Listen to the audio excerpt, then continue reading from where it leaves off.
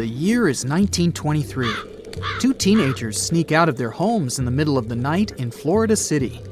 Rumor had it that an old man was building a rock castle by himself. But every time someone tried to see what the old man was doing, he would stop working. The curious teens managed to sneak into Ed's backyard and saw something they could later describe as magic. They recalled seeing rocks moving around like helium balloons. The old man was moving up to 30 tons of stone by himself to build his castle. Even if he didn't allow anyone to see him working, he would proudly talk about it around the town. But whenever people asked how he was building a stone castle all on his own, he simply answered, "I cracked the secret of the pyramids." This story begins in Latvia, Edward Leedskalnin's home country.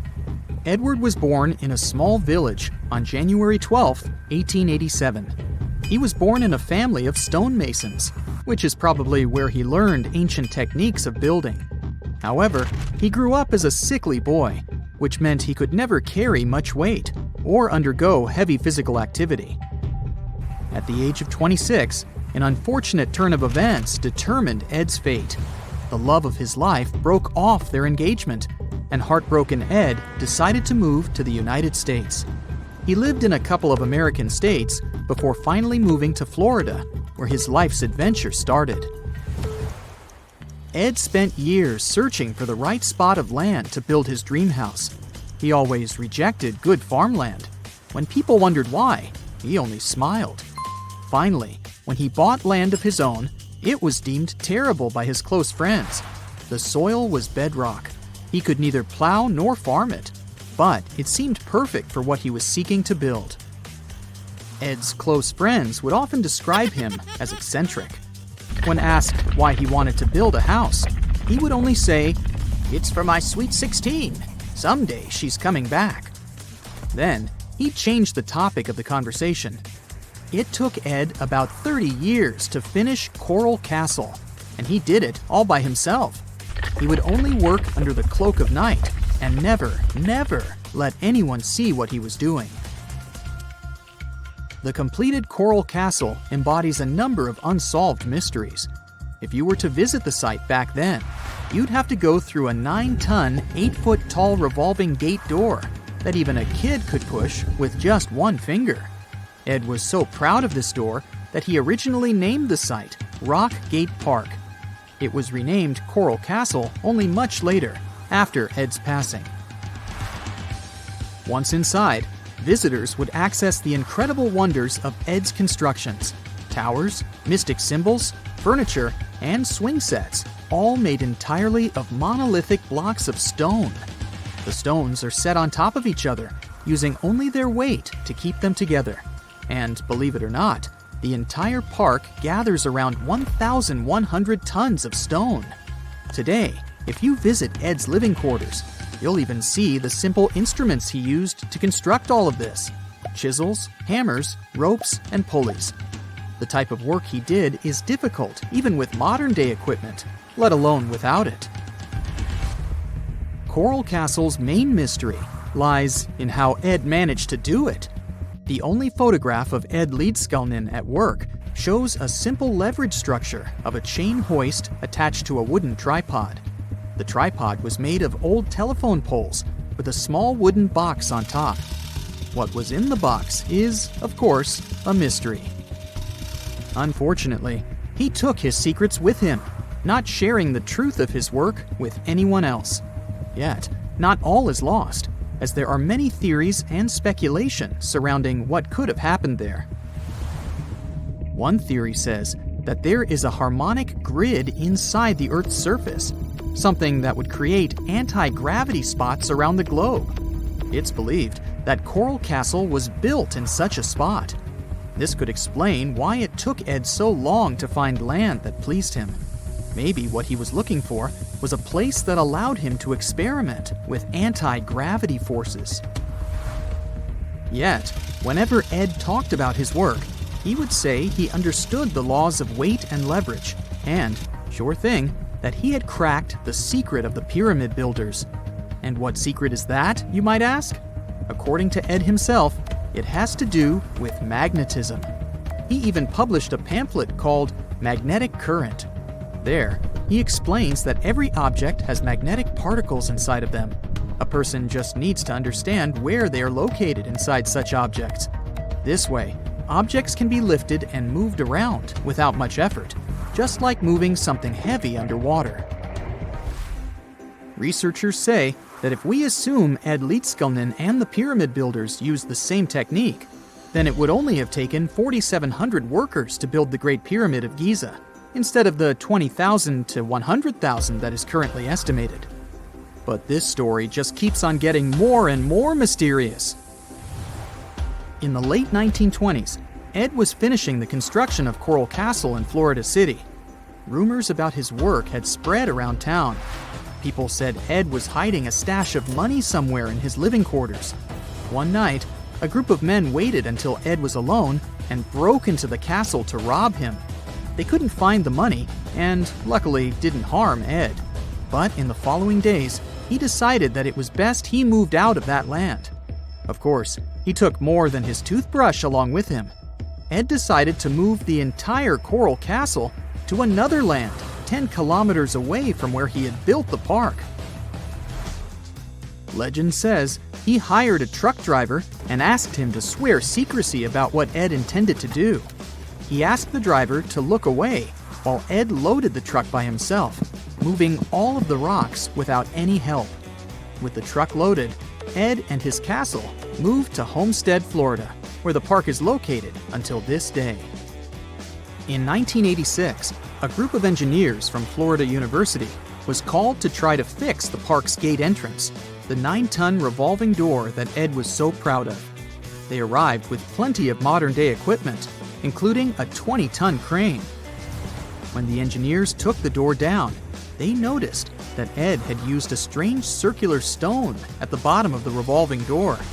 The engineers couldn't understand how this frisbee-sized rock could withstand 9 tons of weight without breaking into pieces. They sent the rock to the geology department at the University of Florida, but the geologists simply returned the rock, saying they couldn't find a match of this rock in their databases. They couldn't determine its origin. The engineers put the 9-ton gate back into place, trying to use other techniques. At first, it didn't work without the base rock Ed had originally used. So, they had to cut the gate rock to make it work as a revolving door once again, proving that modern-day technology couldn't replicate what Ed had done single-handedly. Fast forward to 2011, and another man claimed to have cracked the code of the pyramid builders and Ed Leedskalnin himself. Wally Wallington, a retired construction worker from Lapeer County, Michigan, has managed to build using similar techniques to those used by Ed.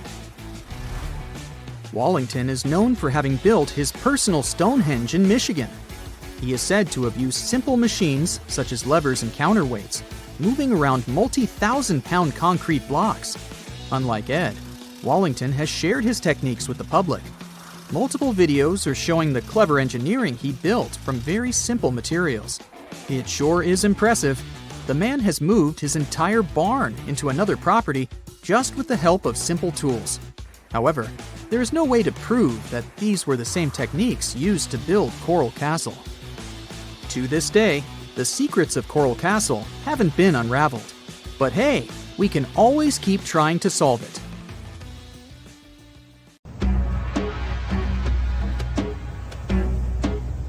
This is not a dune set. This is a very real desert in Niger. Jado was probably built by the nomadic Sao people and is filled with ksars, which are fortified houses made of salt and clay, with giant walls and secret passages. Located deep in the desert, it was once a vital stop for trans-Saharan caravans, but is now a hotspot for smugglers and bandits. The site has been off-limits since 2002 due to its dangers. The origin of the ksars remain a mystery. No archaeological studies have been conducted, leaving many questions unanswered. Even today, shifting sands reveal and conceal parts of these ancient ruins, fueling local speculation about what might still be hidden beneath the desert. Speaking of connective tunnels, scientists were blown away by the discovery of lava tubes in Saudi Arabia. These underground passages form when molten lava cools down. Researchers believe that ancient nomadic groups may have utilized these tunnels to survive the super harsh desert climates. While excavating the tunnels, archaeologists uncovered artifacts, rock art, and skeletal remains. The art and animal bones show that the people who used the tunnels were probably sheep and goat herders. They're still piecing together whether these groups lived in the tunnels for extended periods or just used them as temporary shelters. The Great Pyramid of Giza has been standing for thousands of years, but it's still hiding secrets. Using special scanning technology, scientists found two hidden structures under an ancient burial ground. The first is a shallow L-shaped structure, and below it is a much larger space that could be a final resting place or a chamber. The smaller structure was filled with sand on purpose, while the deeper one might be an empty chamber. Experts believe the two are connected, possibly as an entrance leading to a secret chamber. This is big news because it might give us some more insight into who built the pyramids and why. The world is full of ancient writing, but some messages refuse to give up their secrets, like the mystery of the Bash Plemi tablet. This unusual stone, pulled from a lake in Georgia, is covered in symbols no one can read. Even with modern technology, experts are completely stumped. The tablet is about the size of a book, with 60 symbols carefully carved into its surface, but 39 of them don't match any known language. Some resemble scripts from ancient civilizations in the Middle East, India, and Egypt, but none are an exact match. To make things even trickier, part of the tablet is broken off, meaning a piece of the puzzle is missing forever. To rule out a hoax, scientists studied the tablet closely. They confirmed it's made of vesicular basalt, an extremely tough local rock. Whoever carved these symbols must have been really skilled. Based on similar archaeological finds, experts believe the tablet could date back thousands of years, possibly to the late Bronze or early Iron Age. Some symbols repeat, which could mean they're numbers. Maybe it's an inventory list, a record of battles, or even an offering to the deities. Until someone cracks the code, the Bash Plemi tablet remains an unsolved mystery from the depths of history. Experts are still stumped with what this Minoan disk might mean. The Phaistos disk is one of the most mysterious finds from the Minoan civilization. This 6-inch clay object, discovered in 1908, has strange spiral markings that no one has fully decoded yet.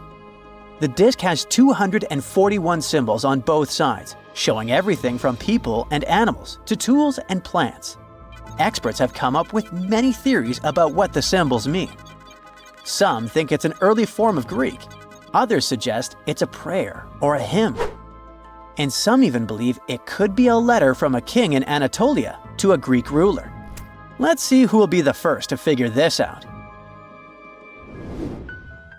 It's always a fun day at an archaeologist's office when they find something as big as a 2,000-year-old marble head. A French archaeologist mission went digging inside an old medieval house near Alexandria in Egypt and found a statue's head depicting an old, possibly ill man.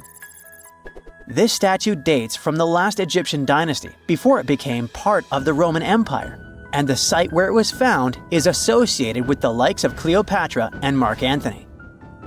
For archaeologists, even the smallest finds at this site means a lot. You've heard of Lucy, right? The Australopithecus that was an early ancestor for us humans. Well, scientists found some of her species' footprints somewhere in Tanzania. The so-called Laetoli footprints are over 3 million years old. The trail stretched 88 feet and has about 70 footprints, left behind when a bunch of early humans walked across some wet volcanic ash. What's cool is that these early humans were already walking on 2 feet, like us, not all hunched over like apes. The close spacing of the prints shows they probably had short legs and a shorter stride than we do today. In an ancient Egyptian temple, archaeologists uncovered a shrine unlike any other, a place dedicated to falcons and two mysterious deities. One deity had a falcon's head, while the other wore a crown with a sun disk and cow horns. But the most baffling discovery was an inscription that read, "It is improper to boil a head in here." At the heart of the shrine, there are 15 headless falcons carefully arranged on a pedestal, likely as offerings to the falcon-headed deity. One theory suggests the birds were boiled first, perhaps to pluck their feathers, before being placed in the shrine, following the strange rule carved into stone. Archaeologists also found a 13-inch iron harpoon nearby. Its true purpose remains unknown, although the shrine also held remains of fish, mammals, and bird eggs, suggesting that the rituals may have included feasting. And speaking of ancient Egypt, meet Hathor. Scientists named her after the ancient Egyptian deity of motherhood, music, and singing. This wooden statue, housed at the Metropolitan Museum of Art, was thought to be just a beautiful artifact, until a surprising secret was uncovered. Using an X-ray machine, experts found a mechanical operating system inside it, with pulleys and axles connecting her shoulder to her left leg. When activated, the system made her hand raise and lower, an engineering marvel from over 3,000 years ago. The statue was created during Egypt's Middle Kingdom, around 1800 BCE, and is often compared to 19th century automata due to its advanced design. It's believed the statue was used in religious ceremonies, symbolizing Hathor's role in dance and music.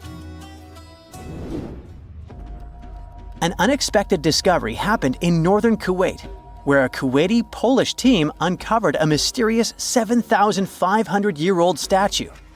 The statue features an elongated skull, no mouth, narrow eyes, and a flattened nose. This feature is thought to be an Ophidian figurine, named after the Greek word for snake, and it was likely made by the Ubaid culture, a civilization known for their pottery skills. While no one knows exactly what role this weird statue played, it might have been linked to rituals or symbolic practices. Some scientists think these figurines, found in homes or final resting places, were tied to important cultural beliefs. We couldn't mention unresolved mysteries of this world without speaking about these elongated skulls. In the deserts of Peru, researchers uncovered 5 ancient skeletons, 2 with unnaturally elongated skulls. While head shaping was common in many cultures, these skulls defy explanation. Local legends tell tales of the so-called gentiles, a mysterious race banished underground by the powerful deities. Some say this is what the skulls represent. Others think this is some type of genetic anomaly, which was confirmed after finding an infant skull, too large to be artificially shaped. Consider the Great Pyramids, one of the original 7 wonders of the world and the only one that still exists today. Did you know that the pyramids of Giza weren't the only pyramids out there? And they weren't even the first ones. First, there were the pretty good pyramids, but they didn't catch on. Nah, I made that up. Back to the story. In ancient Egypt, it was believed that kings were chosen by gods to serve on earth as their mediators. In the afterlife, they were expected to become gods themselves. The pyramid complex was built to make sure that the king had everything they might need in the afterlife. The complex included the pyramid, a palace, and temples. The tomb in the pyramid, where the king was buried, was filled with many things they might need, like furniture, food, and gold vessels. Actually, the first pyramid had been built 80 years before the first pyramid of Giza appeared. Overall, there were around 100 of them. Some weren't finished though, since the construction took a while and not every pharaoh lived long enough to see the end of the construction. And now let's talk about the construction itself. The biggest of the pyramids of Giza is as tall as a 40-story building. So how on earth did they manage to build a structure that massive 5,000 years ago, long before machines and other equipment appeared? Well, let's figure it out. So Pharaoh Khufu ascended the throne around 2575 BCE, and his architects started the construction of the oldest and biggest of the pyramids of Giza. He figured that over 2 million limestone blocks had to be used to build the pyramid, each weighing around 2.5 tons, around the weight of a rhino. The architect wanted to finish the construction in 20 years. To make it possible, a stone had to be carried and pushed into place every 4 minutes, 24 hours a day, 7 days a week, and 365 days a year, except leap year. So obviously, a lot of workers were needed to make it happen. Many believe that it was enslaved people who worked at the pyramid's construction site, but that's not true. Workers came from all over Egypt to contribute to the project, all in all, around 25,000 of them. The Egyptians were doing all kinds of work, starting with manual labor and crafting tools to administrative work. They all worked around 10 hours a day. They were housed and well-fed, and they were overall living a more comfortable life than an average Egyptian could afford at that time. Supposedly, the builders lived in a nearby temporary city and were a highly organized community with a strong leader. The pyramids seemed to be designed to align with the points on a compass, and their sides symbolized the rays of the sun. But back at that time, there were no compasses. Ancient Egyptians figured out the directions themselves and with amazing precision. To align the pyramids, they used 2 constellations. The construction site was arranged on the west bank of the Nile River. This also had a symbolic meaning. Just like the sun sets in the west, life sets in the west as well. The second pyramid of Giza was for Khufu's son, Pharaoh Khafre. It's a bit smaller, but this one has the famous noseless statue of the Sphinx. Of course, originally it had a nose. I would tell you what happened to it, but it's still a mystery, and no one knows for sure. Sphinxes have the body of a lion and the head of a human. They were considered guardians of important areas. This famous Sphinx, also pronounced Sphinx, has the head of Pharaoh Khafre and is guarding his pyramid, facing the sunrise. The Sphinx is one of the biggest and oldest statues in the world. Originally, it not only had a nose, but was also painted. Scientists have discovered traces of the red color of its face. So, most likely, the Sphinx was painted red. There are also remains of yellow and blue color on its body.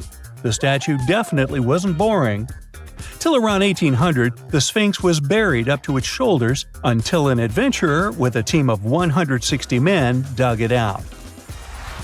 But let's get back to the construction. The workers, of course, needed stone blocks. There were 2 main places where people could get these stones. One source was close to the construction site, but that fossil-lined yellow stone was only suitable for the pyramid's interior. The limestone blocks for the exterior were hauled from 8 miles away on 30-foot-long sleds. Apparently, it wasn't too hard to pull them.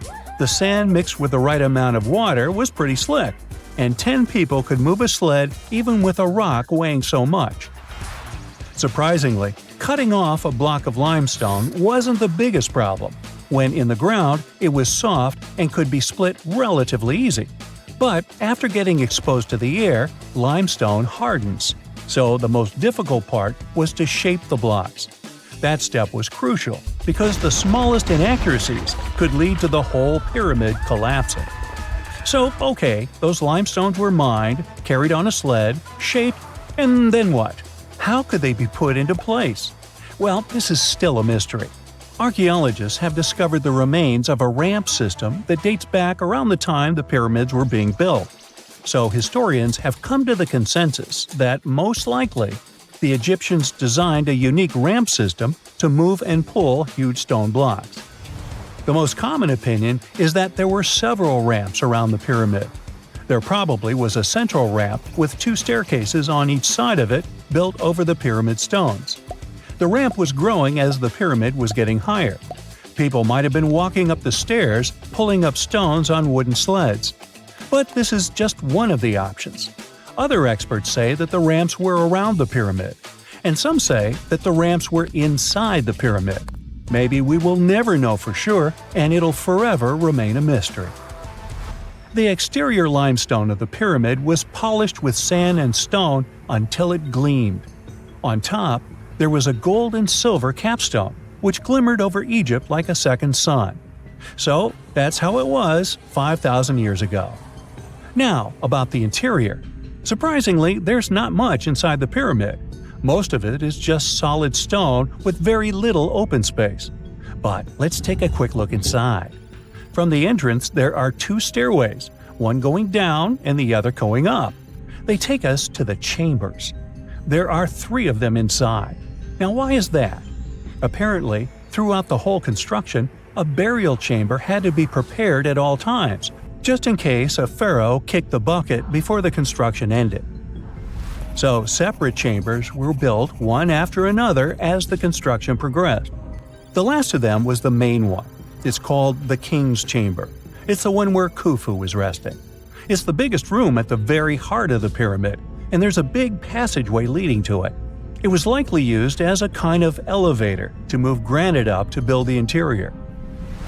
Granite was also used to make 5 stories of support beams to ensure that the pyramid didn't collapse. And we can see that it worked since it's been standing for centuries. Unfortunately, none of these chambers have hieroglyphs on the walls. If you want to see the writings, you should go to the decorated tombs near the pyramids. Those pieces of art are depiction of ancient Egypt's culture and daily life. The texts allow researchers to study their language and grammar. The treasures that once were in the pyramids have been taken by people. There are also many secret tunnels and passages inside the pyramids, but even today, no one knows the whole plan of the interior. Scientists have been sending little robots with cameras inside for many years, but there's still a lot we don't know about the pyramids. Now they're trying to use an X-ray to scan the pyramids from the outside, without going inside. So yeah, ancient Egyptians did create a mystery no one has been able to crack for 5,000 years already.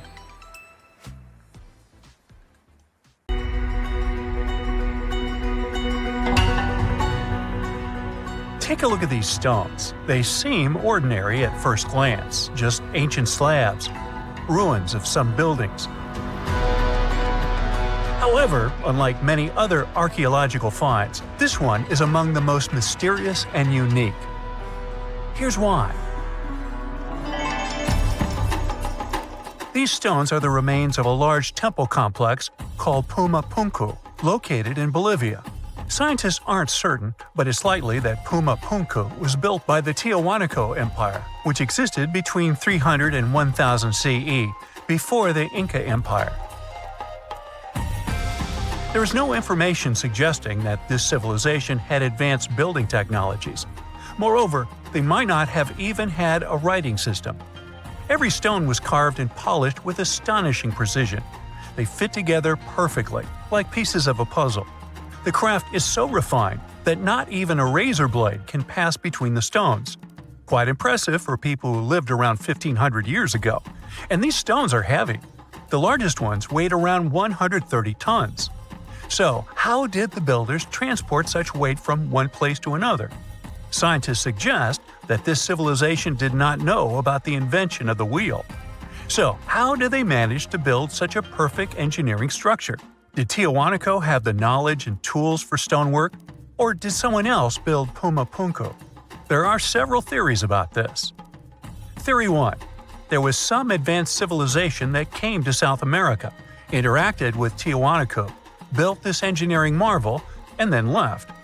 Theory 2. Some beings from another planet came to Earth, showed humans how to build perfect structures, and created Puma Punku. This theory is dubious. Another idea from this series suggests that Puma Punku was built by mythological creatures from the South American culture at that time. Theory 3, the most likely one. There is no mystery here.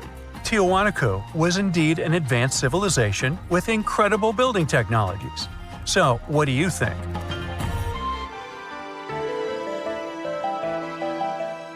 Okay, we've seen some pretty rectangular stones used for building a temple. How about perfectly round stones for studying the starry sky? Or for some other purpose, it doesn't matter. So, welcome to Costa Rica. In the south of this country lies the so-called dicospheres. These are large, heavy, round stones created in the pre-Columbian era, around 600 CE. Now, each stone is made from a unique type of rock formed from cooled magma. In other words, someone waited for a volcanic eruption to end and for all the magma to cool, and then took all this material and carved these spheres from it. But how did they achieve such a perfect shape? Scientists suggest that people use small stones to grind and carve the cooled magma. Some specialists think that the stones were made for navigation. They could have indicated the way to certain places. Another theory claims that the Deca squares were used for astronomy. No one knows for sure.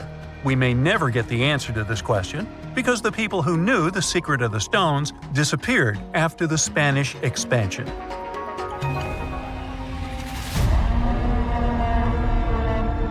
So, let's continue our journey. See these cobblestones? Archaeologists still don't know why they're arranged along a long stretch of desert crossing Jordan and Israel.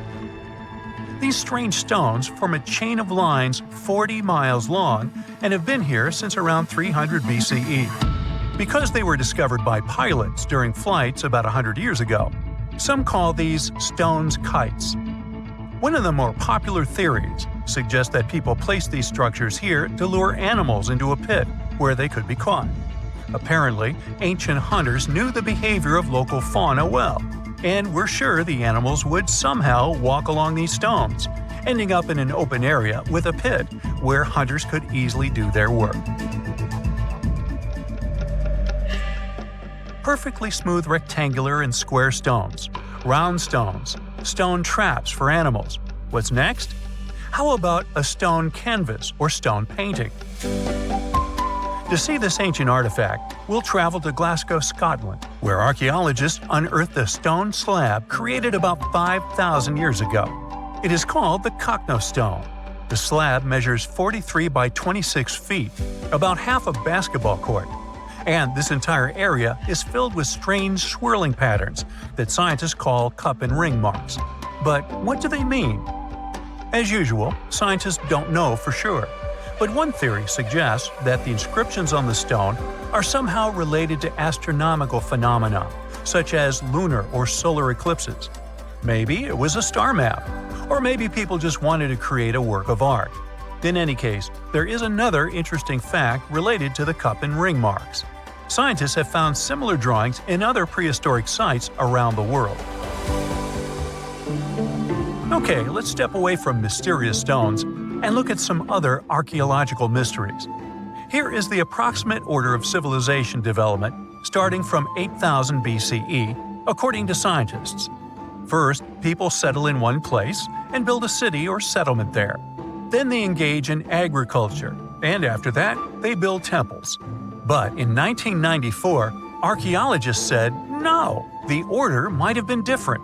What if people first built temples to worship higher mythical beings and only then built cities and engaged in agriculture? Let's go to Turkey, to the rural area of Göbekli Tepe, where in the mid-1990s, archaeologists discovered several stone pillars with carved animals on them. This ancient structure dates back to around the 10th millennium BCE. Now, this place is considered one of the oldest places of worship in the world. Most likely, it was built by semi-nomadic hunters who knew nothing about agriculture because it appeared in this region 5 centuries later. Now, scientists are wondering, is it true that such structures led to the settlement of the area? The answer to this question may help understand the mindset and development of humanity in many parts of our planet. So, would you like a scroll with the location of a treasure marked on it? You could say you already have one. Check it out yourself. Just Google the Copper Scroll Treasure. Download a high-resolution photo of the scroll and follow the instructions. Oops! The instructions are written in an incomprehensible language. Scientists have been trying to decipher this message since the scroll was discovered in 1952 in Qumran, and the answer is still not found. According to one theory, the scroll contains information about a large amount of silver and gold. But even if the treasure does not exist, this artifact is still quite interesting to study. It was created around 2,000 years ago, during the time when the Roman Empire ruled over the settlement of Qumran. Perhaps the local residents hid their valuables from the Roman legionnaires and left such a map for their descendants. When you approach this archaeological wonder, you won't notice anything. But if you rise into the air and look down at the ground, you'll see amazing patterns created by the people of the Nazca culture. This discovery is called the Nazca Lines. Pilots and passengers of commercial aircraft first noticed them in the 1920s and 30s during flights over Peru. These large drawings consist of geometric lines, complex images of animals, and whimsical figures. More than 2,000 years ago, people removed part of the surface soil of this land and created these patterns. But why? The Nazca Lines continue to captivate researchers and enthusiasts alike. Recent technological advancements, such as drone imagery and satellite mapping, have provided new insights into these enigmatic formations. Some researchers are now exploring the possibility that the lines serve multiple purposes, including communication with someone not from our world. And to some extent, this is true. Some scientists believe that the Nazca Lines were a ritual method for communicating with the deities of the Nazca civilization. Studying these archaeological wonders not only enriches our knowledge of the past, but also inspires us to appreciate the ingenuity and creativity of the human spirit. Can you tell me what date it is today? Piece of cake. You just look at your smartphone and voila, you immediately know the day, month, and year. But was it always this easy to tell the date? Did the ancient people even have the concept of a year that lasts 365 days? Yes and no. Mayan calendars had cycles. That's close to what we call a year. But the Mayan cycle was much longer, 819 days. And this is where the mystery begins. 819 days compared to what? When does this calendar begin, and when does it end? Scientists were asking themselves this question for decades. They discovered and deciphered the Mayan calendar during the 1940s. Recently, two American scientists, John Linden and Victoria Bricker, came forward with a solution. So, what did they do differently from their predecessors? The duo deciphered the code by broadening their thinking. They expanded the calendar from 819 days to full 45 years. That's 20 times longer than the original cycle. And a pattern started to emerge. This was a major breakthrough because the Maya told time in a complicated way. You can forget about the easy-to-read Arabic numerals we have today. These ancient people used glyphs. These are tiny images that represent characters. Something like the icons on your desktop or universal symbols. When you see a little dot with 3 curved lines above it, you know there is a Wi-Fi network available. The Mayan calendar used glyphs that represented animals or natural phenomena. For example, there were symbols for a jaguar and an eagle. Each glyph marked one day. Each cycle is repeated 4 times, 8 and 19 x 4. Let's call these 4 cycles blocks. The Mayas colored each block differently. Scientists thought these colors corresponded to the 4 cardinal directions. Red was east, white, north. West was black, and finally, yellow marked south. But then the 1980s came. Yeah, this was a weird decade. The calculations were all wrong. Researchers determined that the colors were associated with the position of the sun in the sky. It turned out that the color yellow represented the highest point of the sun, which is called a zenith. White was the lowest point, called the nadir. It seems that the calendar showed just how good the ancient Mayas were at astronomy. This is most evident at Chichen Itza. This principal Mayan city is located on the Yucatan Peninsula, Mexico. There stands an impressive step pyramid. It is dedicated to the feathered serpent deity, and its alignment is perfect. Something marvelous happens here twice a year, during the equinoxes, March and September. These are the times when the sun shines directly over the equator. On these 2 dates, the day and night last the same. At the site of the pyramid, sunlight first illuminates the sculpture of the serpent head at the base of the structure. Then it makes its way up the 91 steps. This creates the illusion that a snake is slithering down the pyramid. Even today, people gather to witness the sight. And it must have been more impressive when the Mayas completed the structure 1050-1300 CE. Do you know what a synodic period is? Neither do I. But Mayan astronomers did. A synodic period is the time that passes before a stellar body does a full lap. For example, this is the period between 2 full moons. When you look from Earth, this period lasts roughly 30 days. And the Mayas were looking at the skies non-stop. They carefully noted the synodic periods of all planets. From Venus to Saturn, these ancient astronomers kept records of nearly all celestial bodies. But what does this have to do with their calendar? The American researchers' calculations revealed the link. Let's take the planet closest to the Sun as an example, Mercury. Its synodic period is 117 days. Multiply that by 7 and you get which number? Exactly 8 to 19, when 17 x 7 equals 819. Coincidence? Definitely not. Because synodic periods of other planets also neatly match the magical figure 819. But this is not visible from a single Mayan cycle. Scientists had to expand it several times to discover the pattern. There is a reason why no one could decipher the code for so long. They were focused on a single planet. The trick was to add the Mayan calculation for all the planets. Researchers just needed to see the bigger picture. This brings us to the year 2012. Can you remember that some people thought that the world would end on December 21st? That turned out to be a bust. We are alive and well now. But what started this false rumor? The Mayan calendar, of course. You see, these ancient people based their calendar on long periods of all the planets. That included a lot of complicated math and a lot of multiplying. This 2012 was simply the time when their cycle ended. It is known as the long count. This period is the same as our year. For the Mayas, 2012 was something like the 31st of December for us, just an end of a cycle in which they measured time, so there was no need to panic. Those New Year's Eve parties might be a bit wild, but the world doesn't end on January 1st. The Mayas stretched more than their calendar. Rubber was the name of the game. Yes, you've heard it correctly. These ancient people were making different grades of rubber 3,000 years before one famous American did, Charles Goodyear. They would extract natural latex from the rubber tree. This is a milky substance that can be turned into rubber. And they weren't the only ones. Scientists found evidence that their neighbors, the Aztecs and the Olmecs, did the same. But what did they do with rubber? They didn't need car tires, definitely. But it's cool to have a nice pair of sandals for the beach. The Spanish wrote about rubber sole footwear that natives wore. Sadly, scientists still haven't found them. That would be a big step for archaeology. So the Maya were playful with rubber, literally.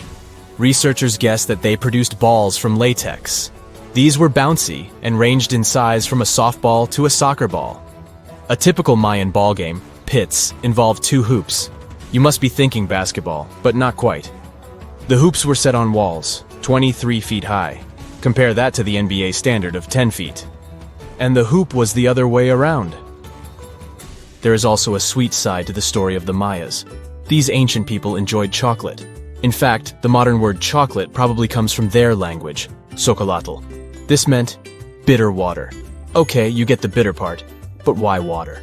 The Mayas didn't produce chocolate in the form we know it today. They didn't make bars of chocolate. They drank it. Smashed cocoa beans made for excellent drinks. The Mayas perfected the mixture over time and even added spices. Anyone up for a fiery chocolate drink with stew peppers and cornmeal? Who knows, maybe this beverage actually tasted well. Cocoa beans were sacred and used as a currency. Researchers believe all social classes got to enjoy it. Free chocolate for all sounds nice even today. But where did the Mayas get clean water for their cocoa drinks? From the oldest known filtration system in the Western Hemisphere. It was based on zeolite.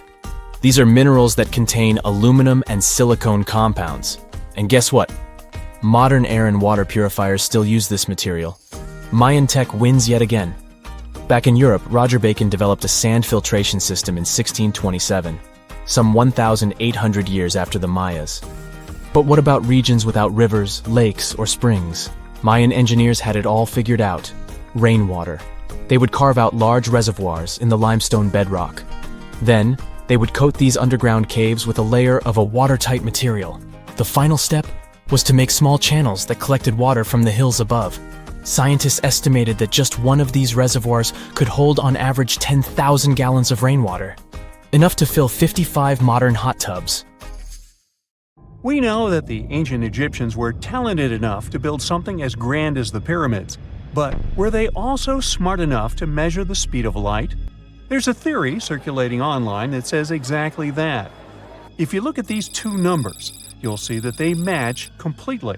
The first one is the speed of light in a vacuum measured in meters, and the second one is the latitude of the Great Pyramid of Giza. So, was it done on purpose, or is it just a coincidence? Well, happily, we can tell you that it's actually just a coincidence, not another conspiracy thingy. The Great Pyramid is just one of the many places in the world that share the same latitude. And more importantly, even if the ancient Egyptians had somehow measured the speed of light and chosen to keep it a secret from the rest of the world, they wouldn't have used meters to put it down. Meters were only defined at the end of the 18th century. The builders of the pyramids used a different unit of measure called cubits. 1 cubit is equal to 1.5 feet. Cubit was based on the length of the arm from the elbow to the tip of the middle finger, and it became popular in the ancient world. So if they wanted to impress the rest of the world and set the pyramids at a point that matched the speed of light in cubits, they would have to build their iconic constructions somewhere in Europe. And then the Danish astronomer who first measured the speed of light in 1676 would have been really upset to know that someone had done it centuries before him. So, although they were ahead of their time in many aspects, the ancient Egyptians never measured the speed of light or used longitude and latitude to map their locations. The base of the Great Pyramid of Giza might seem like a perfect square, but it's actually an 8-sided structure, not 4-sided. Each of its 4 sides has a subtle concave indentation that splits it evenly from base to tip. The official version is that a British pilot was the first to notice it in 1940 while flying over the pyramid. He took a photograph that showed shadows highlighting these indentations. Some people think these lines are only visible from above and can best be seen at dawn and dusk during the spring and autumn equinoxes. This has led to a freaky theory that the ancient Egyptians might have designed the pyramids to communicate with something looking at them from above. Now, the Great Pyramid is one of only 3 pyramids that used to have a swivel door. It weighed around 20 tons, but they could still easily open it from the inside. Its precise fit made it nearly invisible from the outside, with no visible latch or handle. There were only slight variations in the exterior stone that gave out an opening. The other 2 pyramids with similar doors belonged to Khufu's father and grandfather. The Great Pyramid also has a hidden void at least 100 feet long that was only found in 2017. We still don't know what lies within the space, what purpose it served, or if it is the only space of its kind. Researchers used the same tech to see through cathedral walls, Mayan pyramids, and even volcanoes. It depends on a natural shower of subatomic particles called muons. They pass more easily through empty space than through solid materials. So if they arrange multiple muon detectors around a structure, scientists can map out its solid and empty areas. A team of scientists placed muon detectors inside the Great Pyramid and allowed them to gather data for months. Scientists have analyzed samples of the mortar used to build the pyramids many times. Although we know its composition, modern technology still can't replicate it. The mortar is mostly made from processed gypsum, but it wasn't used like the cement we use for bricks today. Instead, they used it to support the joints between the massive stones as they were set in place. The estimated amount they needed to construct the Great Pyramid was around 500,000 tons of mortar. The gypsum mortar is stronger than the stones themselves and has held up for thousands of years. Now, all 4 sides of the Great Pyramid are aligned with the cardinal points – north, south, east, and west. According to geologist and engineer Glenn Dash, the alignment is accurate to within 4 minutes of arc, or 1/15th of a degree. The architects managed to achieve this without modern tools like drones, blueprints, or computers. Many researchers try to explain this construction miracle. Maybe they used the pole star or the sun's shadow. Dash recently proposed a new, simpler idea. The Egyptians might have used the autumnal equinox to align the pyramids. It happens twice a year when the Earth's equator passes through the center of the sun's disk, making day and night nearly equal in length. To test his theory, Dash conducted an experiment on the 22nd of September 2016, the first day of the fall equinox. He used a special rod the Egyptians had to cast a shadow and tracked its tip at regular intervals, forming a smooth curve. By connecting 2 points of the curve with a taut string, he created an almost perfect east-west line. Dash noted that on the equinox, The shadow's tip runs in a straight line, nearly perfectly east-west, and with a slight counterclockwise error. There's a similar error in the pyramids. Although his experiment was conducted in Connecticut, Dash believes that the same method would work in Egypt. All the ancient Egyptians needed was a clear, sunny day. They could determine the fall equinox by counting 91 days from the summer solstice. But they left us few clues, and no engineering documents or architectural plans have been found that explain their methods. So they might have mapped shadows, but it's not definite. Now, scientists have long wondered how heavy stone blocks were carried to the pyramid sites, and they might finally have an answer. A research team from the University of North Carolina, Wilmington, has discovered that 31 pyramids are likely to have been built along a long-lost ancient branch of the River Nile. It's now hidden under desert and farmland. For many years, archaeologists have thought that ancient Egyptians must have used a nearby waterway to transport materials, equipment, people, and whatever else they needed to build the pyramids on the river. But up until now, they weren't certain of the location, shape, size, or proximity of this waterway to the site of the pyramids.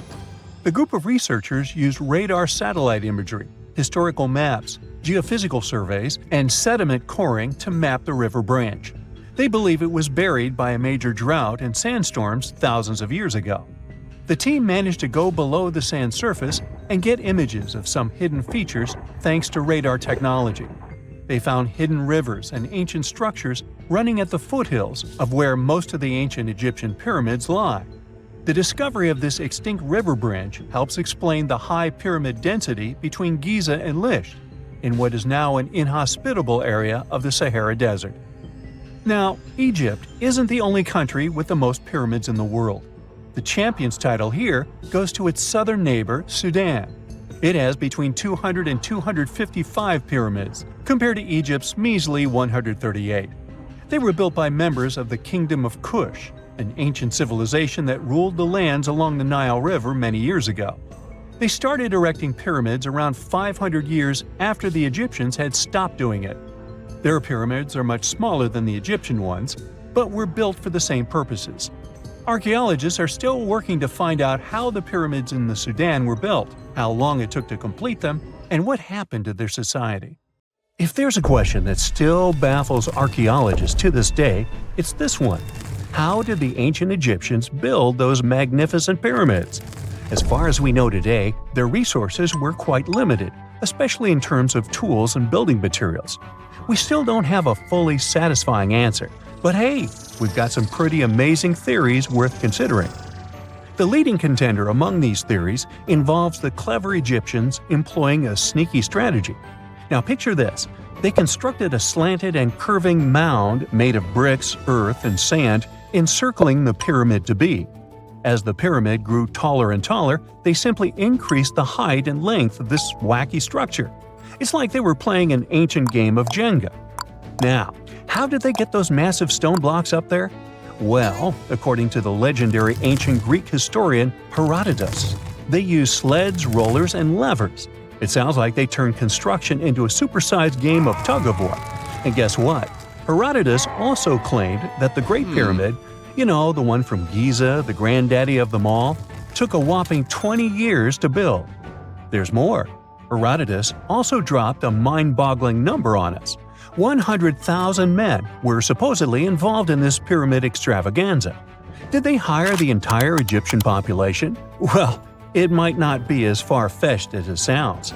These men were probably mostly farmers, so they probably focused on the pyramids when there wasn't much work to be done in the fields. Like during the flood season of the Nile River. Obviously, specialists in the archaeological community had something to add to this theory. By the late 20th century, they discovered some evidence that suggests the workforce might have been smaller and more permanent than previously thought. Instead of a massive army of 100,000 pyramid builders, they proposed that a modest crew of around 20,000 workers, accompanied by support personnel like bakers, physicians, and even spiritual leaders, could have gotten the job done. There was also this theory that claimed that the pyramids were actually built from the top downward.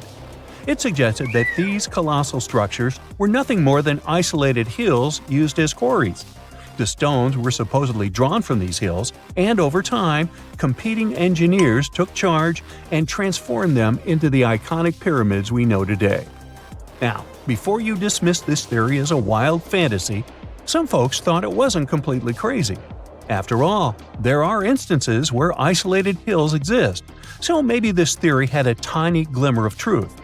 Whether it involved ramp building or ingenious work schedules, one thing is clear: those pyramids have definitely left their mark on history and on our imaginations.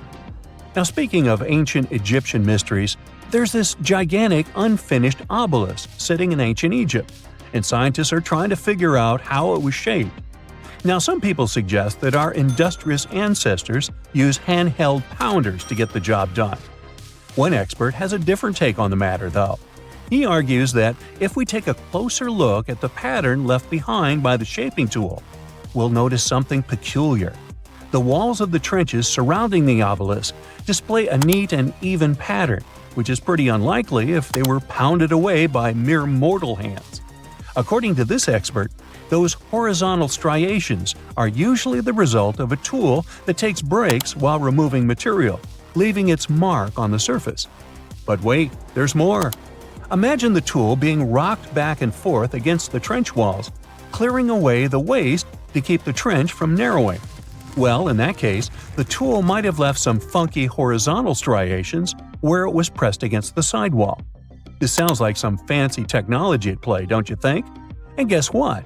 The dynastic Egyptians probably didn't have access to that kind of know-how. Another famous Egyptologist from way back also uncovered a bunch of core drills during his adventures. Although the actual drill bits are missing, his collection houses these particular core remnants made of limestone, alabaster, and even granite. These constructions aren't the only amazing thing the ancient Egyptians left behind, though. As it turns out, the Egyptians were the genius minds behind the creation of the handheld mirror. Yeah, that little mirror you use every day to check yourself out. But here's the twist. These mirrors are like pieces of art. They were decorated with inscriptions and figures. But that's not all. The Egyptians had a serious concern with their appearance. They knew the importance of personal hygiene and looking fabulous. So, in their quest for pearly whites, they invented toothbrushes and toothpaste. Dental problems were pretty common back then, and their smiles weren't exactly all white. Dentistry wasn't their strongest suit, you see. Maybe their minds were distracted by all that pyramid building. So that doesn't mean those ancient toothpaste recipes weren't amazing. One delightful concoction included rock salt, mint, dried iris petals, and pepper. Some brave dentists in the 21st century tried it out, and it worked pretty well. Ground-up ash was also used in another recipe to create a tooth cleansing paste. Mint was missing, so that didn't do much for their breath. That's when the genius Egyptians came up with the world's first breath mints. They made tablets from heated spices like cinnamon, and they mixed it with honey. Now, let's shift gears to home decor, Egyptian style. They surely took ornamentation to the next level. While the concept of decorating furniture started in Mesopotamia, the Egyptians cranked it up a notch. They went all out with different colors of ink and even developed various weights of paper. Oh, and let's not forget about those cute little area rugs we all have in our homes today. Guess who came up with the idea? Yep, the Egyptians. They used the versatile papyrus plant to make those cozy rugs. And speaking of trends, the Egyptians loved their knickknacks. They had an assortment of small figurines in the shapes of cats, dogs, and people. These statues were made from various materials, like simple sun-dried mud to the ultimate bling of gold. It all depended on how loaded you were. The Egyptians were also all about farming, and they knew that clean water was crucial for their crops and animals.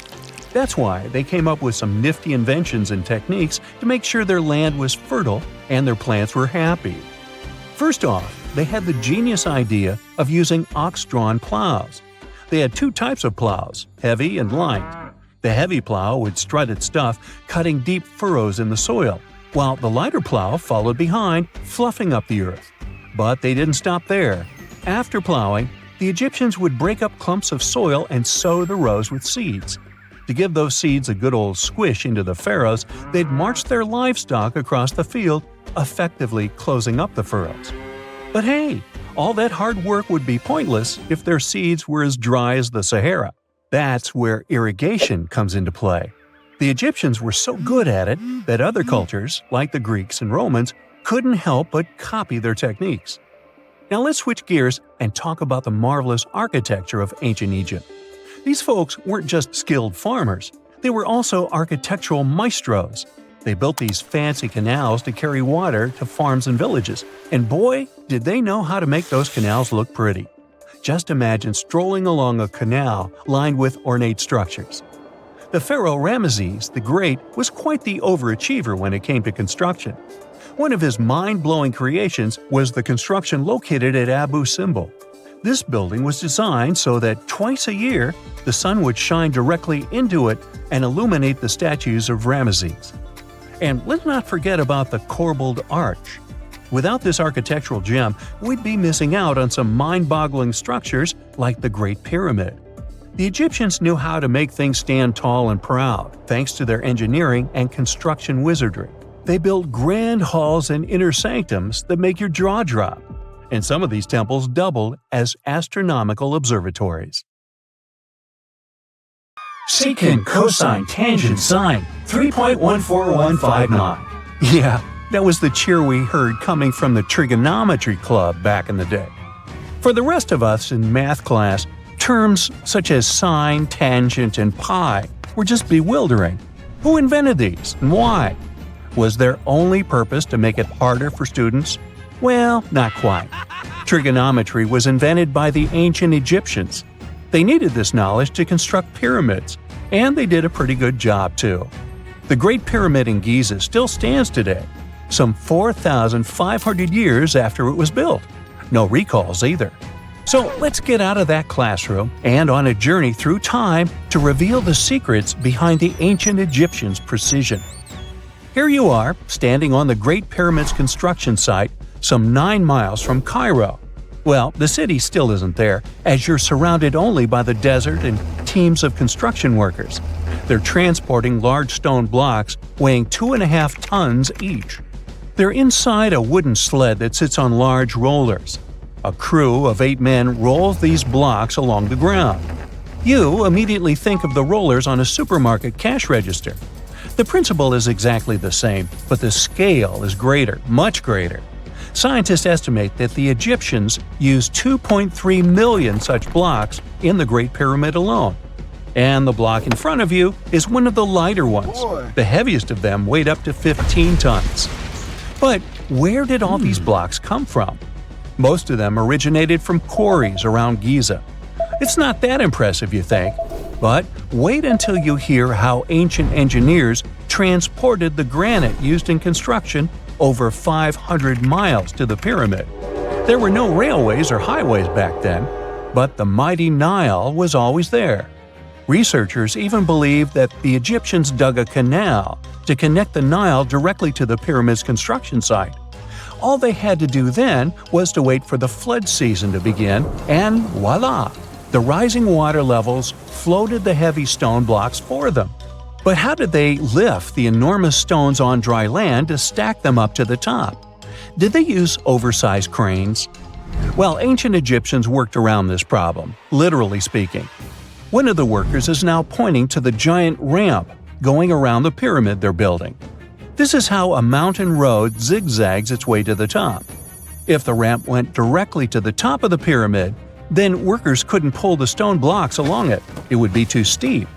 Scientists have calculated that 8% could be the maximum incline. So ancient Egyptians just extended the ramp around the pyramid. Again, these are all theories, as the ramp could have been inside the pyramid, as some researchers suggest. The exact building method is still a mystery, guarded by the Sphinx. That's its real name, right? Wrong. As the Great Sphinx is just the statue's alias. You know, the name writers take when they want to hide their true identity, or a singer's stage name. The Sphinx's real name, translated from Egyptian, means Horus in the horizon. That was the name for the Egyptian deity of the sky. The trail of mystery doesn't end there. As a man walks past you with a bucket of paint, he's going to add a touch of color to the Great Sphinx. Researchers found specks of this red color next to its ear. That was some strong paint, as it survived for thousands of years. You are now standing straight in front of the Sphinx. You look up. It's very tall, right? 66 feet to be precise. Now resist the urge to take a selfie. You can do it. Now you notice something else. It looks like the Sphinx is in the center of a giant triangle in the back. That's one side of the Great Pyramid. And no, your eyes are not playing tricks on you. The Sphinx really does sit in the center of the pyramid's lateral face. Here's where math comes in handy. A pyramid has 4 sides, called lateral faces. There's also a 5th face, the base, but that's not visible. It's, wait for it, face down. The Sphinx has one last mystery to reveal: its age. Scientists agree that Pharaoh Khafre built the Sphinx. He ruled after his father, who had built a great pyramid nearby. So both structures were finished around the same time. Let's talk about numbers again. You've heard of Cleopatra, the Egyptian princess described as a woman of great beauty. Hello? She saw the pyramids, but she lived closer to the time of the first iPhone than the time of the people who built the pyramids. Fascinating, right?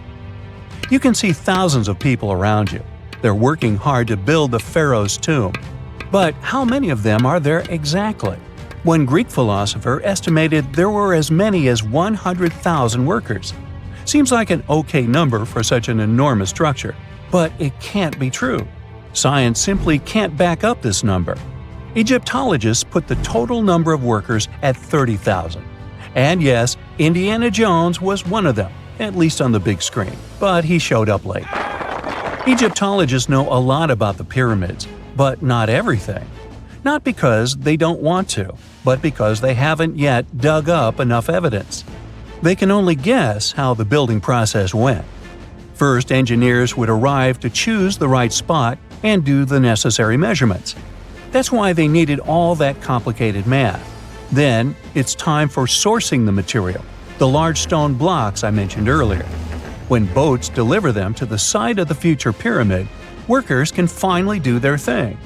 They operated in smaller groups, but there were at least 2,000 of them chiseling and carving away at any given time. Sounds like a typical construction site today? Well, that's because it is, just thousands of years ago. It's amazing what ancient Egyptians were able to achieve with just copper and stone tools. The pyramid is now complete in front of you. But is it the same pyramid we see today? Why is this structure shining bright in the desert sun? Isn't it supposed to be a dusty yellow color? Well, no. Human activity and the elements have completely stripped the outer layer of stones over time. Expert craftspeople polished these blocks using nothing but stone and sand. The end result was a smooth and shiny rock.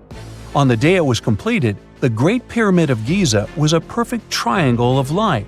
Its polished sides acted like giant mirrors, reflecting the powerful Egyptian sun. This is the point where you should put your glasses on, and that shiny thing you see at the pyramid's very top is actually gold.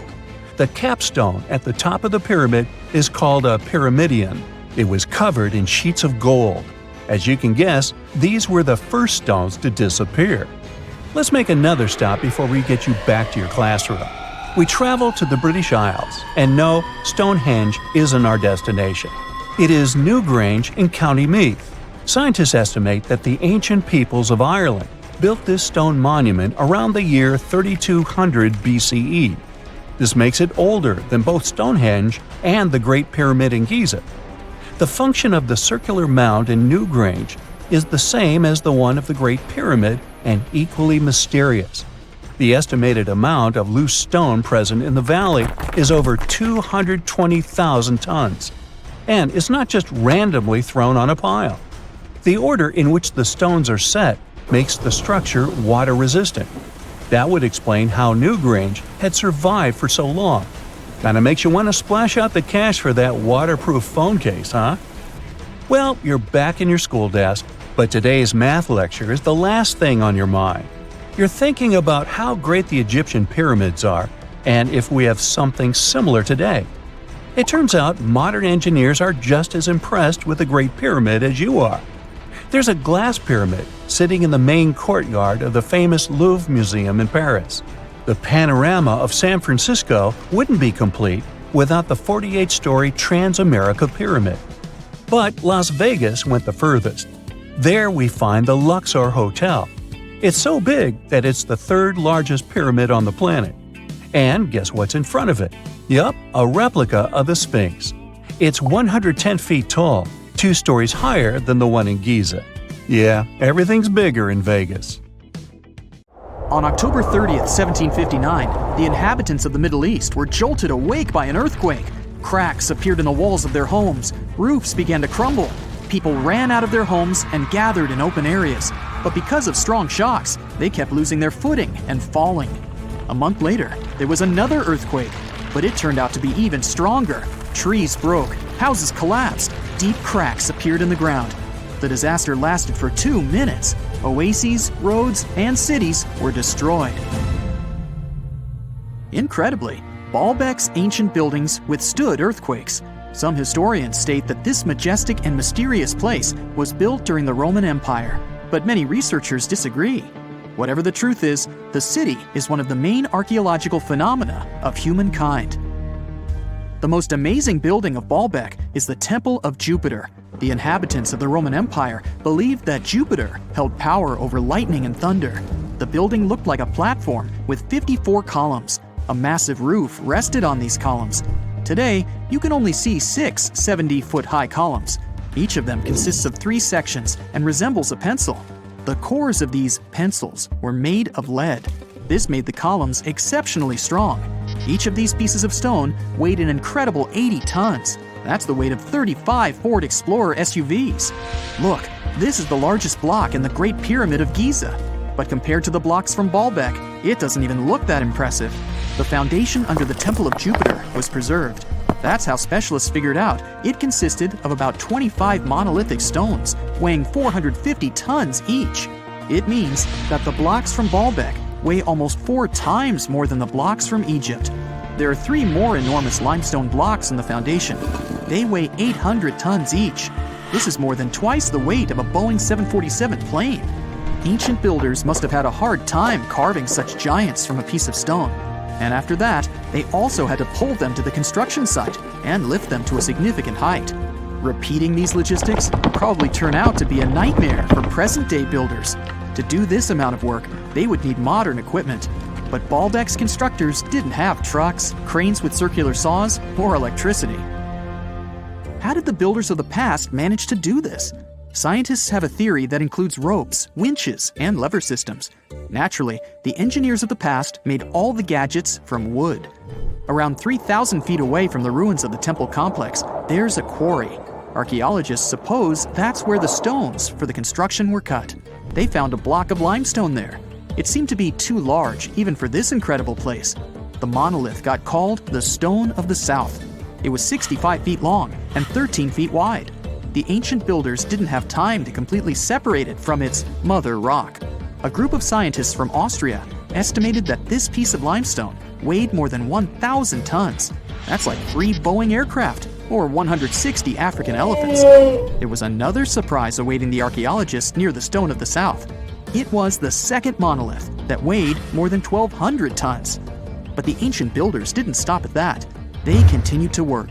In 2014, in the same quarry, German archaeologists unearthed a block that weighed 1,650 tons.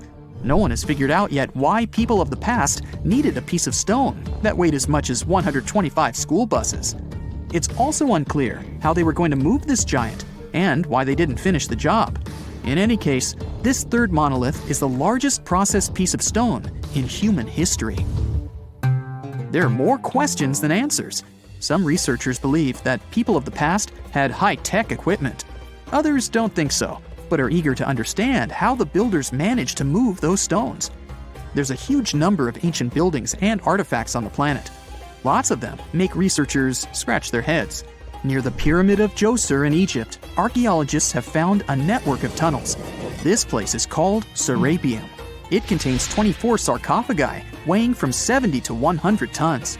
The giant boxes are carved from a single piece of granite and covered with heavy lids. The sarcophagi are perfectly symmetrical. To the touch, their walls are as smooth as glass. Even with the current level of technology, this is very difficult to do. But the ancient Egyptians managed this feat. The Lycurgus cup is a priceless artifact and example of ancient nanotechnology. It's made of glass that can change its color. If you put a source of light in front of the cup, it turns green. If the light is behind the goblet, it becomes deep red. In this case, the figure of Greek king Lycurgus turns pale purple. Scientists understood how this color change worked only at the end of the 20th century. Through microscopes, they saw nanoparticles of silver, gold, and copper. They had been added to the glass matrix. Thanks to this, you can observe a color change called dichroism. Interestingly, the gold and silver were grounded into a fine dust. It's almost impossible to do this by accident. Most likely, the ancient experts knew for sure what they were doing. Bolivia has a curious place called Puma Punku. It looks as if an ancient giant played there with an enormous construction set. And after the game, they forgot to put the pieces back into the box. But there are no giants, and the huge stone blocks were carved by ancient builders over 1,500 years ago. Some of the rocks weigh 100 tons. The blocks were brought to an altitude of almost 13,000 feet above sea level from the quarry 60 miles away from the construction site. There's no forest in that area. This means the builders couldn't use trees to make wooden rollers. The monument belongs to the Inca civilization. Scientists are sure they didn't know anything about wheels. In 1992, the inhabitants of a Chinese village decided to drain a pond. Their ancestors had been using it to wash clothes and catch fish for hundreds of years. They kept pumping the water out for 17 days. At the bottom of the reservoir, they made an unexpected discovery. The villagers saw an entrance to a cave going down to a depth of 100 feet. The incredible find was named the Longyu Caves. Unknown builders carved out 320,000 square feet of galleries. There are separate rooms, bridges, pools, and columns that support the ceiling. The walls of the cave are covered with strange carved lines and patterns. Scientists haven't found any information about who built the caves and why they did it. The construction technology also remains a mystery. Antonio Stradivari lived in Italy in the 18th century. He created musical instruments. More than 600 of his works have survived to this day. 500 of them are violins. One of the instruments was sold at auction for $16 million. The violins made by this master sound clear and deep. Researchers can't understand why Stradivarius instruments produce such unique sounds. Perhaps it's all about the varnish the master used to cover the violins. The answer may also lie in the wood the instruments are made of. In those days, Europe had a cold climate. Because of this, the wood became denser, and the instruments made of it sounded especially pleasing to the ear. In the Indian city of Delhi, there's a 23-foot-high pole. It weighs 6.5 tons and is made of 98% wrought iron. The 1,600-year-old pillar has no signs of rust or decay. Scientists believe that the monument is so well preserved thanks to the dry weather and the chemical composition of the metal. It might be resistant to corrosion. And still, researchers don't know how the blacksmiths managed to make an iron pillar that's not afraid of rust. It seems like a tough feat, even for modern metallurgists. The Al-Nasla rock is divided into two parts by a perfectly straight slit. Each boulder stands on a small pedestal. Some people believe this is the evidence of ancient laser technology. But geologists think the split happened due to the ground shifting or natural vibrations that occurred under the rock. This process led to the appearance of the crack. It had been deepening for thousands of years, and gradually, the natural monument took the form you can see today. Wow! Scientists have found a lost city beneath Egypt's pyramids. And it's incredibly large, bigger than the biggest target you can imagine. Underground chambers, passageways, and vertical structures. Scientists have no idea what purposes they serve. But let's start from the very beginning. Italian and Scottish scientists studying the Pyramid of Khafra discovered something that looked like secret tunnels under 3 pyramids. This find might change what we know about ancient Egypt. The expedition, called the Khafra Project, was led by Corrado Malunga from Pisa, Italy, and Filippo Biondi from the University of Strathclyde, Scotland. Their mission was to focus on exploring Khafra's pyramid, the second largest on the Giza Plateau. Scientists uncovered a massive structure beneath the Pyramid of Khafra. Could it be an ancient Egyptian underground city? The experts analyzed the data they had and came to the conclusion that 8 large vertical structures could be hiding beneath, possibly wells or shafts. They extend a staggering 6,500 feet across. Imagine placing 2.5 Burj Khalifas on the ground, one after another, and you get the sheer size of this find. These shafts also plunge nearly 2,000 feet underground. Some of the deepest underground stations in the world are located at a mere 380 feet underground or so. These cylindrical shafts are surrounded by spiral paths. Picture some old Gothic castle. They're connected to 2 giant, weirdly shaped chambers. Are those cubes? Or possibly bowls? Each of these chambers is likely more than 260 feet across. Now, even though we know about the structures now, no one has figured out their original purpose yet. Want to hear something even more shocking? Okay then, the team is almost sure that similar access points can be found under all 3 pyramids. In other words, all of them might be linked by a hidden system of underground tunnels, chambers, and passages. Even deeper, about 4,000 feet under the surface, there might be more unknown structures. And doesn't it add to the mystery? But the coolest news is that, according to some team members, these hidden structures near Giza pyramids could align with the legendary Halls of Amenti. In ancient Egyptian mythology, it's a place where people are believed to arrive when they're close to the end of their days. There, they are said to take a 3-day-long trial, facing their biggest fears. Now, how did scientists even discover these hidden spaces? To uncover them, researchers used 2 satellites positioned 420 miles above Earth. They sent radar signals to the Giza Plateau, and these signals generated detailed images, which were later compiled into a 3D model of the underground layout, including the newly detected shafts. Then, using synthetic aperture radar or SAR technology, which is a type of radar that can penetrate through stone, the team also spotted 5 small room-like structures hidden deep within the pyramid. One of these chambers contained a sarcophagus, which was once thought to be the tomb of Pharaoh Khafre. But now, scientists believe this was a mistake. The true burial site is likely to be elsewhere. In any case, these 5 hidden rooms were completely unknown before the scans. They seem to be arranged in the center of the pyramid and are linked to underground pathways leading somewhere below the structure. There's an opinion that these tunnels could lead to more hidden chambers and wells. Some of them might be around 4,500 years old. Wow, what if they help us solve ancient civilization mysteries? Preliminary data suggests that all this underground space can be much more than a few empty chambers. There might be many more hidden structures near the Giza pyramids. How come?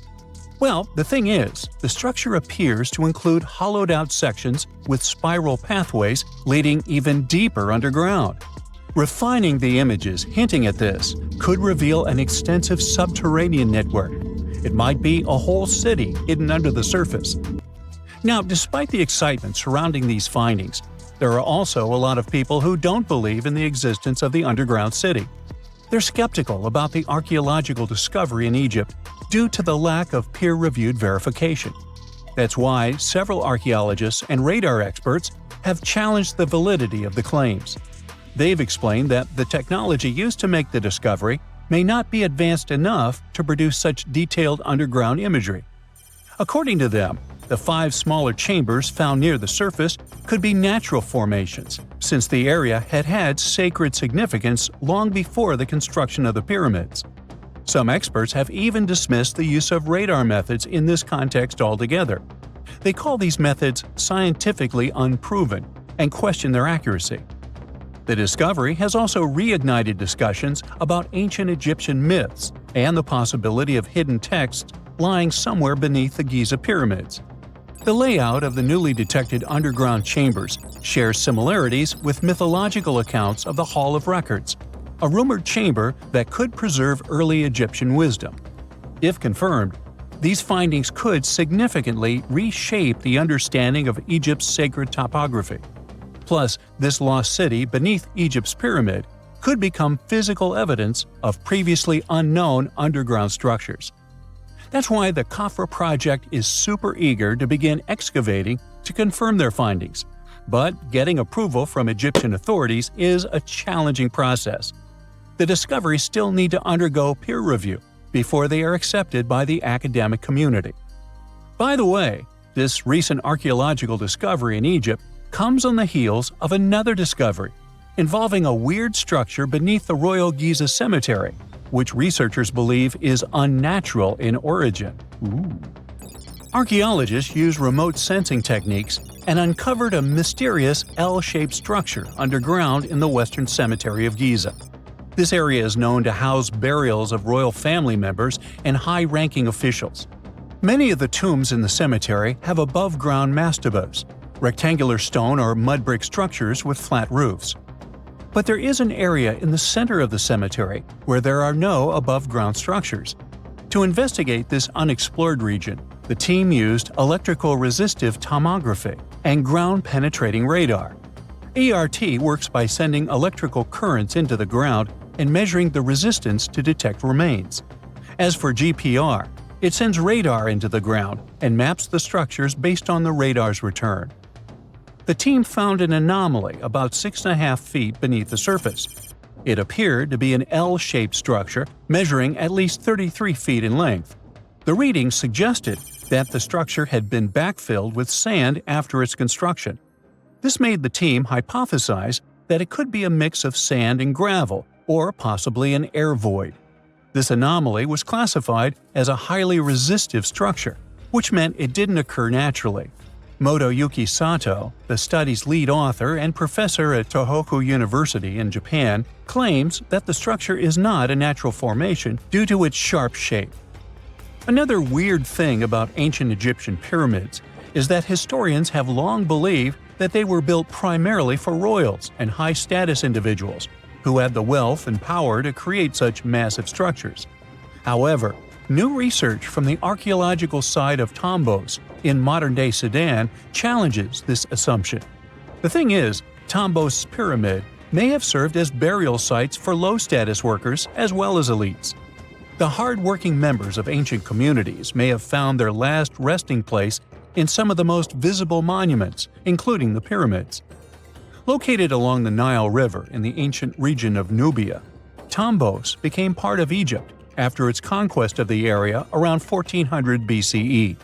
That's when Egypt established the site to strengthen its colonial control. Workers at Tombos built pyramids, but those were much more modest than the famous pyramids of Giza. The research team reanalyzed 110 human skeletons from Tombos, originally studied in 2012. In particular, they examined the entheses, the areas where tendons and ligaments attach to bones. Such an analysis can give us insights into the amount of physical labor a person performed. When someone does hard labor, their bones often develop distinct crests and ridges at these attachment points due to the stress on the tendons and ligaments. And while some skeletons showed little change in their entheses, suggesting they belonged to individuals from the upper classes, others showed more serious changes. It means they belong to lower-class workers. This finding can totally challenge our earlier understanding of pyramid burials, especially the idea that only elites were buried in the pyramids, because the pyramids themselves were designed for the elite. This recent research may prove that lower-class workers may have found their final resting place in these monumental structures too.